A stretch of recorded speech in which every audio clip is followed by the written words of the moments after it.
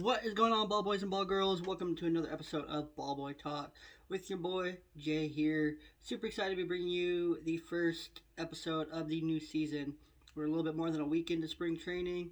We saw some spring training games start yesterday, Sunday the 28th. Today's Monday, March 1st.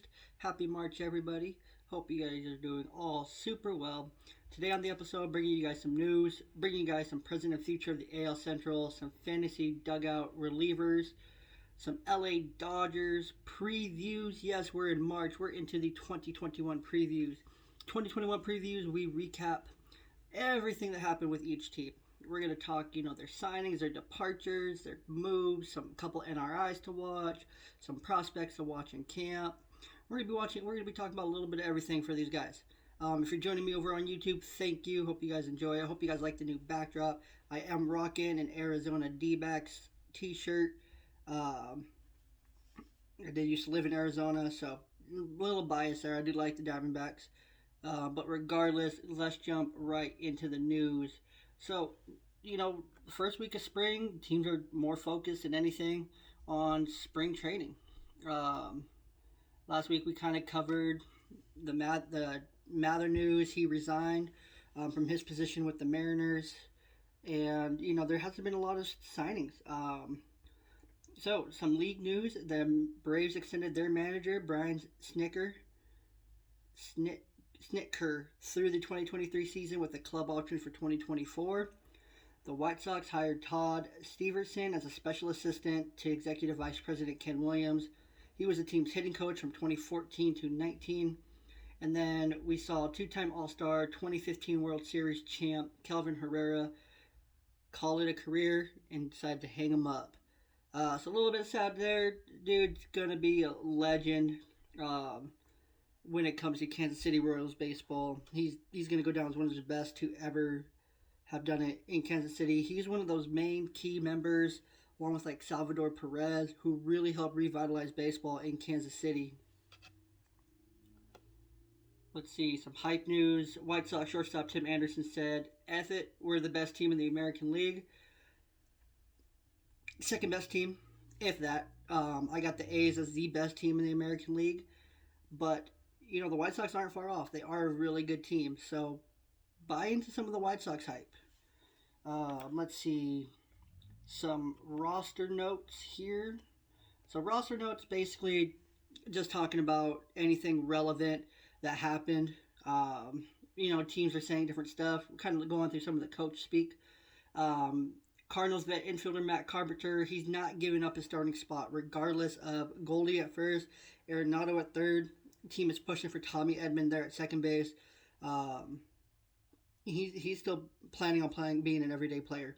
He's 35, 36, so he's still wanting to give every little bit he's got to this Cardinals team. Let's see. The Reds, they weren't able to add an established shortstop into the mix this offseason. However, they're not considering moving third baseman Eugenio Suarez, at least not currently, into that position. They could later, but we'll kind of wait and see. The Blue Jays are planning on using Kevin Biggio at third base, which ultimately means Vlad Jr. is going to be at first base, kind of mixed in there, maybe a little bit at third. Semien at second base with Bichette at shortstop. We could also see like Lourdes Gurriel Jr. He's been taking reps at third base and first base. Mix in with the outfield with Teoscar Hernandez and right.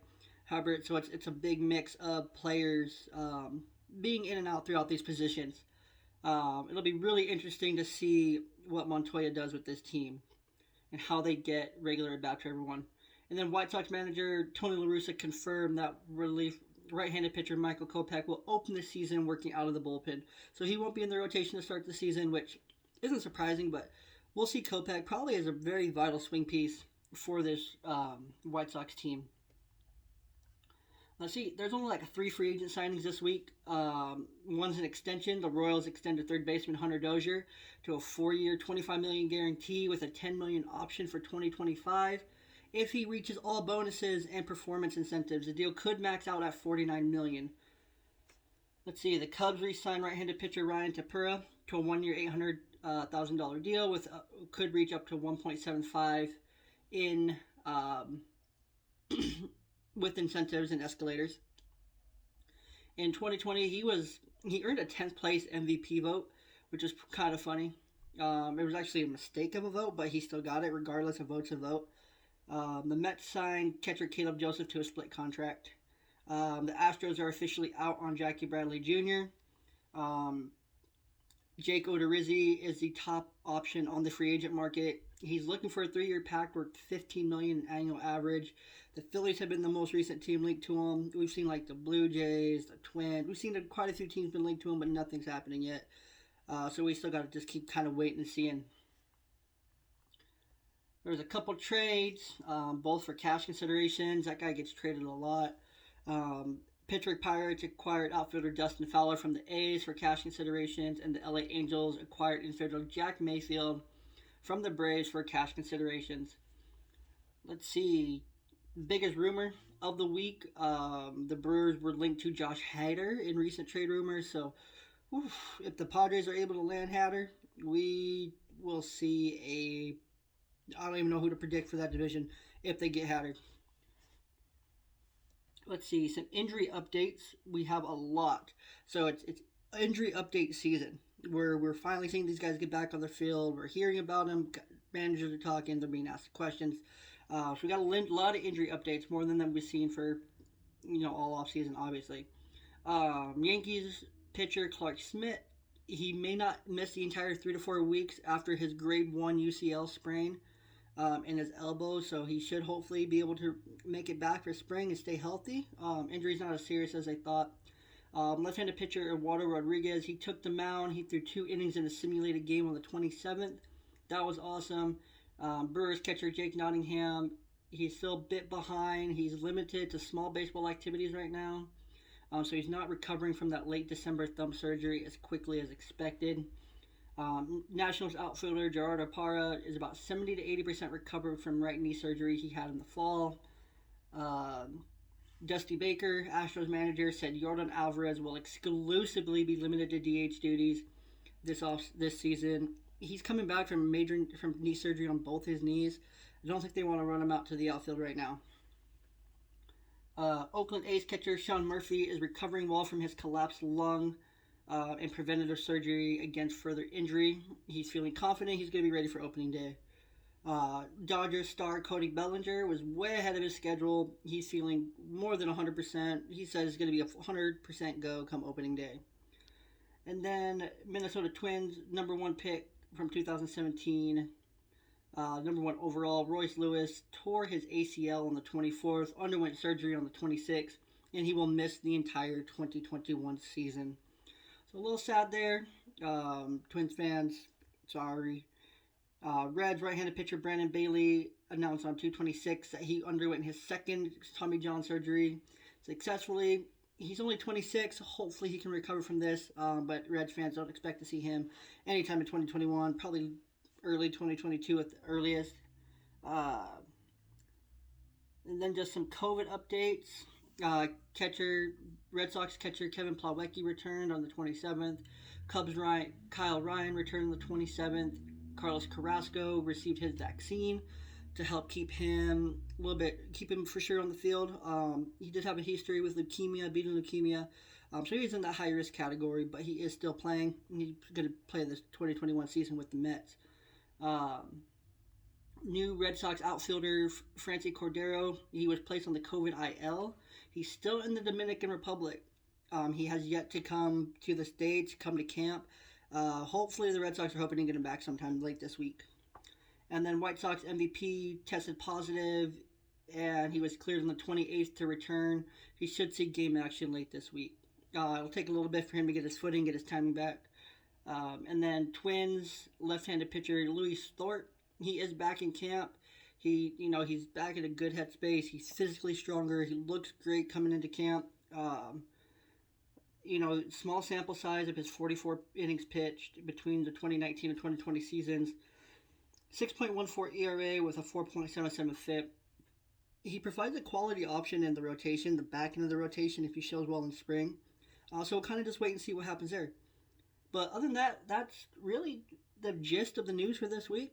So let's jump in. We're going to talk some Dodger Blue baseball. All right, let's get into some Dodger baseball. So, with these yearly previews, did them last year for all 30 teams. I decided to take on a little bit of a different format this year with the formatting, things like that, just to make them a little bit more user friendly for you guys, because that's what I want. I want you guys to be able to easily access these and to read them and understand them. So, to go through them, the Dodgers, where they finished last year was at 43-17, first in the NL West. They went on to win the World Series.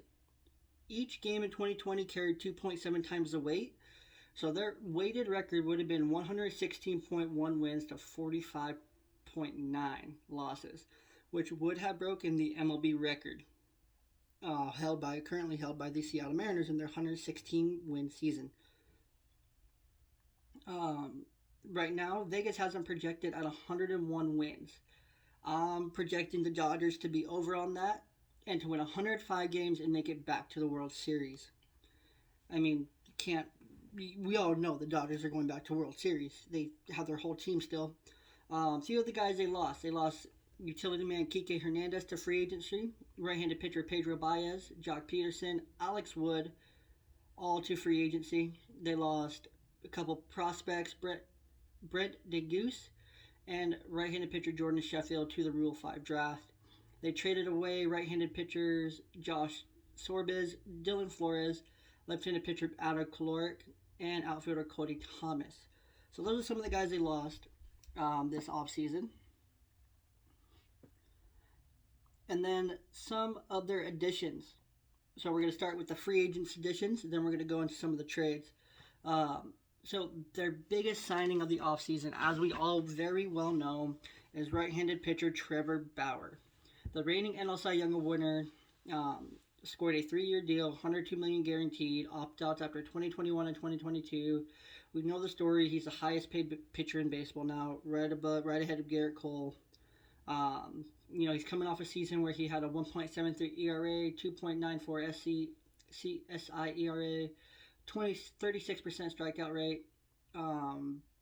As part of the signing, the Dodgers forfeited their second highest pick and $500K in international signing pool, and the Reds will gain a compensatory pick at the end of the first round in this year's draft.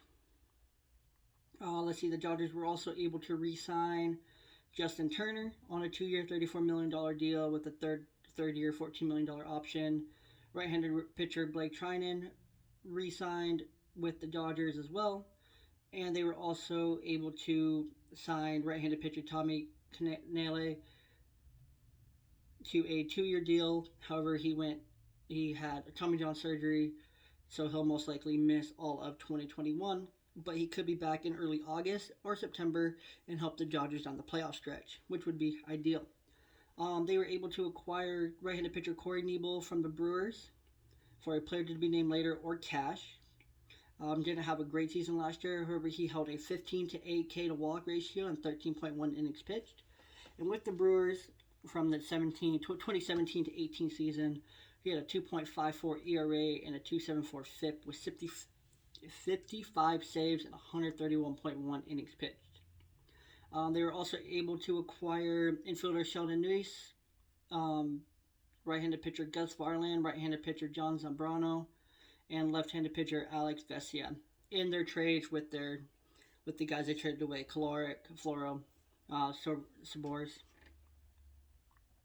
Next are some key NRIs. So the difference between NRIs and some key NRIs is I'm not going to tell you every single NRI because we'd be sitting here forever. I don't want to do that to you guys.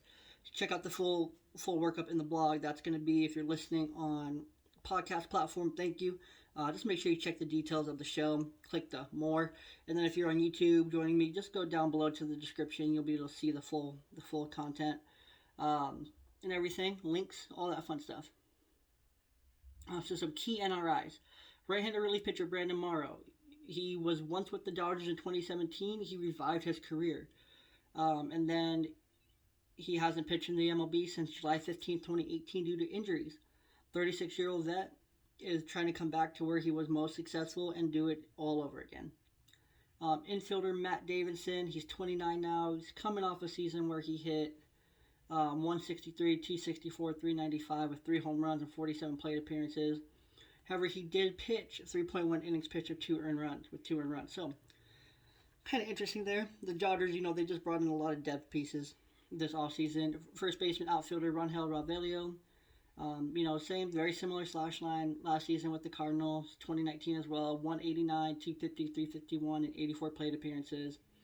Infielder Elliot Soto, 31 years old, 272, 346, 389 slash, and 1,323 plate appearances at the AAA level. So good quality depth piece there.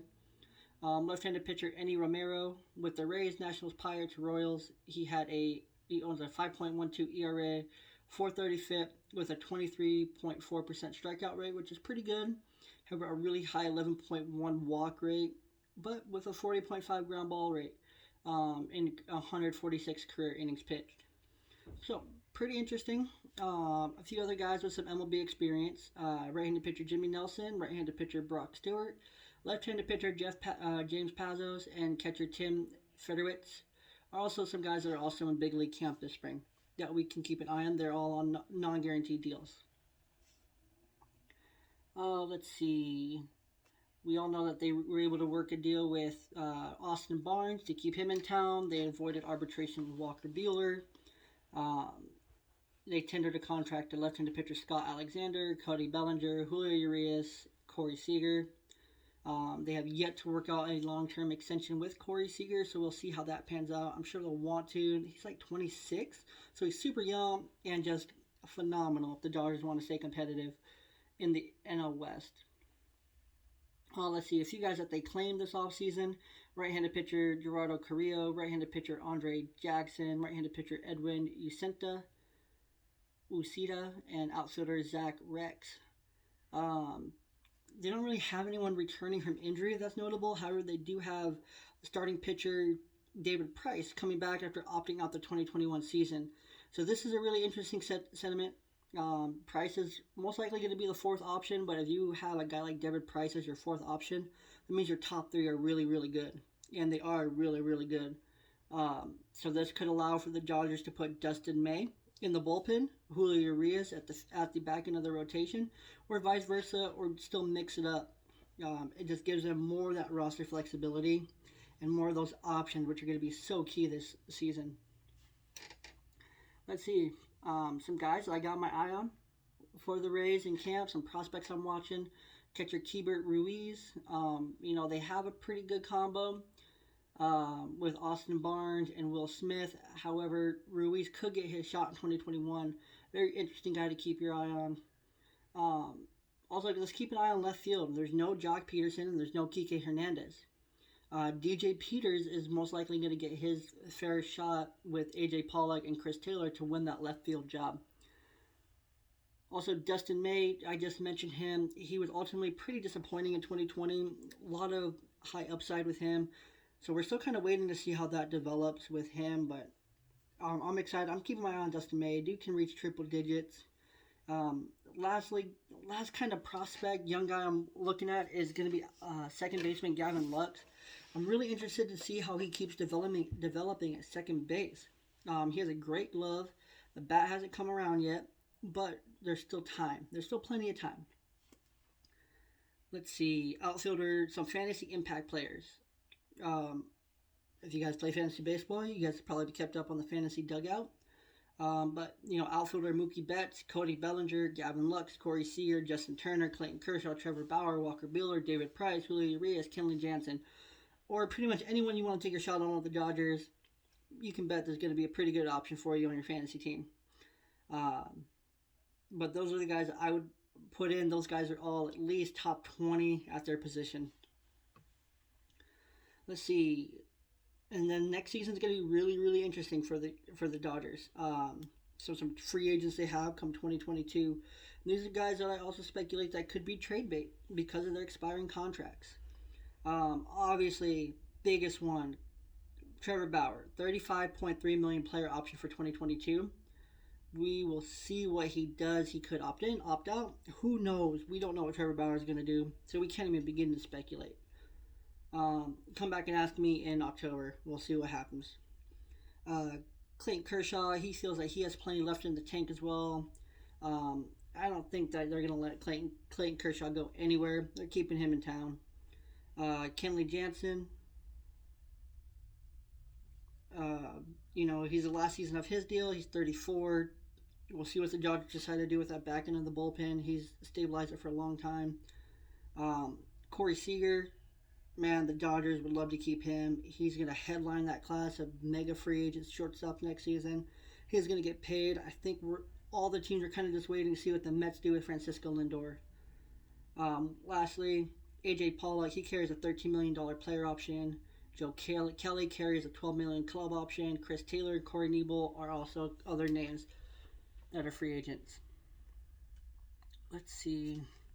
Other than that, we're to end the Dodgers with a fun fact. The youngest player in Dodgers history was Tommy Brown. He was 16 years old and 173 days old when he made his MLB debut in 1944. The youngest LA Dodger was Willie Crawford, who was 18 years old, 18 and 9 days old when he debuted September 16, 1964. However, the oldest Dodger was Hoyt Willem, who was 49 years old, 49 years, 349 days old when he threw his last pitch for them on July 10th, 1972. So a little bit about the Dodgers you may or may not have known. But we're going to take a quick break and then talk about the Tampa Bay Rays.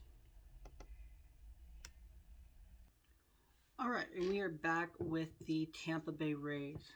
So you won't find the Tampa Bay Rays on the website quite yet. That one will be up on the 2nd.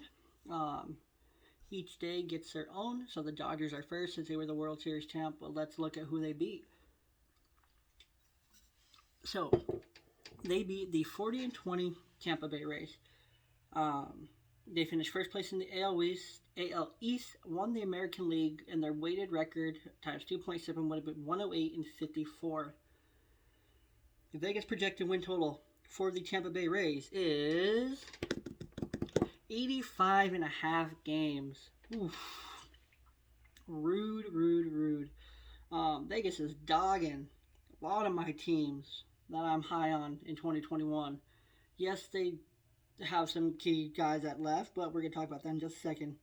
However, I am taking the over after dominating in 2020 with a similar looking team to what the roster has. I have them slotted to win 94 games and the AL East. If you've seen my other YouTube videos lately, if you're listening on the podcast, go to YouTube, check out why I think the Rays are going to win, can take over the Yankees, why the Blue Jays are going to beat the Yankees even. But yes, the Rays are top notch. Let's see, some of the guys they lost this offseason. Outfielder Hunter Renfroe, free agency. Charlie Morton to free agency. He was non-tendered. Edgar Garcia was non-tendered. Paul Campbell to the Rule 5 draft. They traded away Blake Snell, Jose Alvarado, Nate Lowe, Jake Gunther, Aaron Slegers, catcher Ronaldo Hernandez, catcher John Curtis, and infielder Nick Sogard. However, none of those really hurt him that much. Even the Blake Snell, Charlie Morton ones don't hurt that much. Here's why. They were able to re-sign Chaz Rowe to a one-year deal. Oliver Drake was signed. Left-handed pitcher Rich Hill was signed. Right-handed pitcher Colin McHugh. Starting pitcher Chris Archer is back. Starting pitcher Michael Wacha. All those guys coming in. Catcher Mike Zunino was re-signed. Excellent, just reliable option behind the plate with him to call games. A lot of trust there.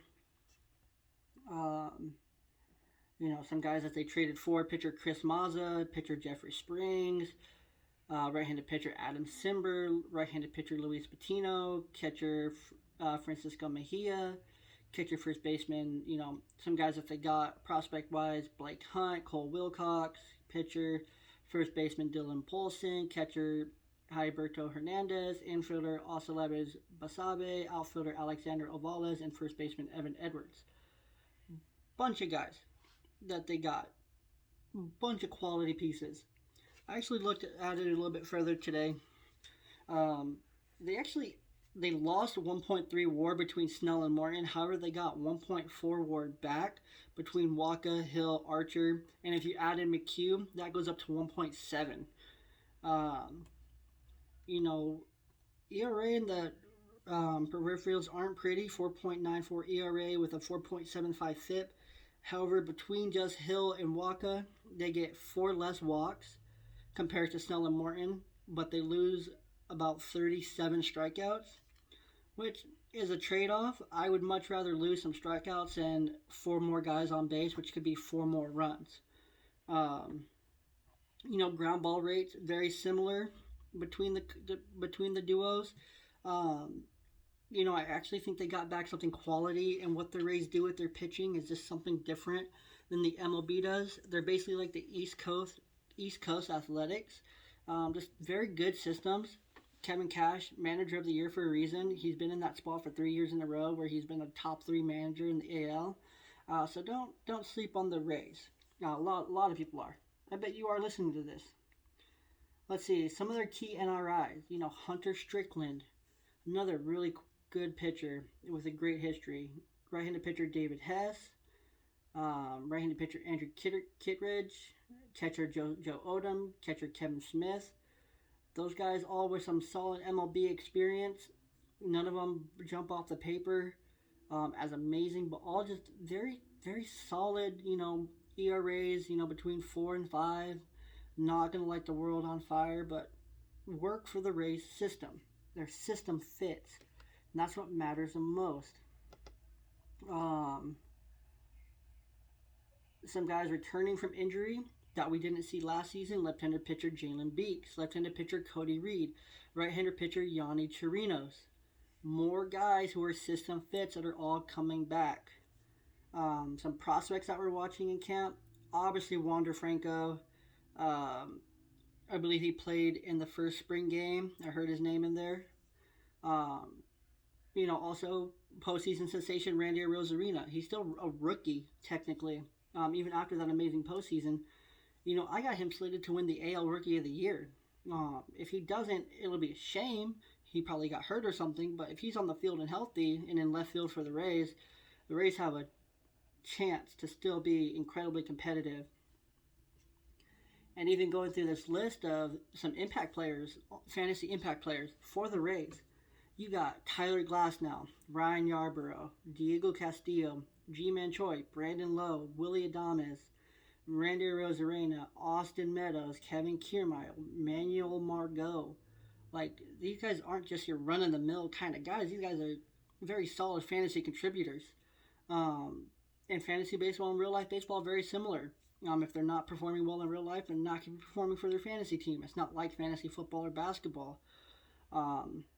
It's different. But these guys they have a good team. They're not on the hook for anything come next offseason, so the payroll's a little open still to kind of do whatever they want. Depending on how some of their reclamation projects go with Archer, Hill, Waka, McHugh, they're all free agents. Yoshitomo Tsutsugo, he's also a free agent. So we'll kind of see what happens with the Rays. I'm excited for them. Either way, I think they have a really, really good team in place to win a lot of games. Some storylines we're watching. We're watching to see how everyone after Glasnow and Yarborough fills in the rotation. We all assume it's going to be some combination of Hill, Waka, Archer, most likely with McHugh. They could go with a really good 6-man rotation with that combo. Right-handed pitcher Brett Honeywell is back in camp after battling injuries since 2017. Some of those injuries that we talked about, the guys that are coming back, Beeks, Reed, Chirinos, all should factor in as well. So it's not like the Rays don't have the depth. They have the depth, they have the team, they have the squad. So yeah, just make sure that don't sleep on the Rays. Let's see, bold prediction. You can't get much bolder to say that the Rays are going to finish 10 wins over their projected Vegas total. Especially with the Yankees and the Blue Jays in the same division. And the Red Sox kind of looming in the shadows. but they have the AL Manager of the Year, who's finished top three the last three seasons. Finally won it in 2020. Um, it's bold, yes, but the Rays win the AL East and they go deep into the playoffs again. Um, Other than that, your fun fact for the Rays is Tropicana Field was built before the Rays were even a team to attract or were even a team. Tropicana Field was built to attract an MLB team, to bring a team to town. It was initially called the Florida Suncoast Dome, then it was called the Thunderdome, and finally the Trop. Although Tropicana Field was built for baseball, the facility has hosted numerous sports, including soccer, tennis, equestrian events, so horse races and stuff. And in 1996, it hosted Game 4 of the Eastern Conference quarterfinals between the Philadelphia Flyers and the newly formed Lightning, with a crowd of 28,183 people. It was the most massive single game attendance figure in NHL history. Um, so some cool fun facts about the Trop that you may or may not have known. Um, so with that, we are going to let's do the present future of the AL Central. Running a little short on time, so we're gonna skip the fantasy relievers. You can find that. I'll put that in the show doc, in the details, in the comments, whatever, so that you guys can still go and read through that, because we are getting close to draft season, so I want you guys to be fully prepared. We will have some full fantasy baseball focus episodes coming out as well, so make sure you stay tuned for those. And let's jump over to the present future of the AL Central. So, with the present and future of the AL Central, you guys probably know these really well by now. You've heard them a bunch. You probably already read them all, because y'all are loyal like that. Probably already read through all of them. So, we're just going to focus on the exciting players. I just want to focus on the guys who are excited, who have me hype. It's hype season. It's 2021. Let's talk about the hype. And I'll just read you guys the on their way names and the Hall of Fame names. You guys will know. So exciting players, Central, hitters, Eloy Jimenez, Luis Robert, say less, I know, these guys are phenomenal. Eloy Jimenez broke out in 2019 with 31 home runs, all rookie team, an all-star, just all around, just phenomenal player. He doesn't have much left to prove. He just needs to jump from star to superstar. 2021 is the year for that. Same with Luis Robert, a second place in the Rookie of the Year voting, won a Gold Glove. The chemistry between him and Eloy is just something else. That whole White Sox team just has some other level chemistry, and it's fun to see. It's fun to watch. Let's see, Franmil Reyes, he's exciting. 37 home runs in 2019. Very similar offensive numbers in 2020. 9 home runs with a very strong 344 OBP, which were above his career. And then lastly, Willie Castro, shortstop on the Tigers. Yes, he played in only 36 games, but I think he makes the jump into the star shortstop category in 2021. He posted a strong 381 OBP, fourth in the Rookie of the Year voting in 2020. Ideal situation for playing time and growth in the Tiger system, which needs some stars. Especially with Torkelson coming up, I think he makes a great impression.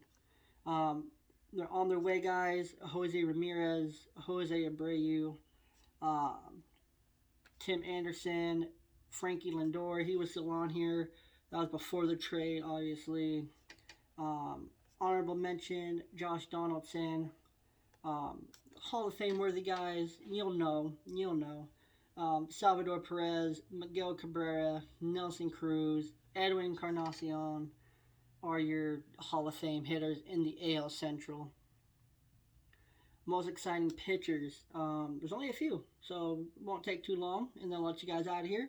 So before we do the pitchers, thank you guys for being here.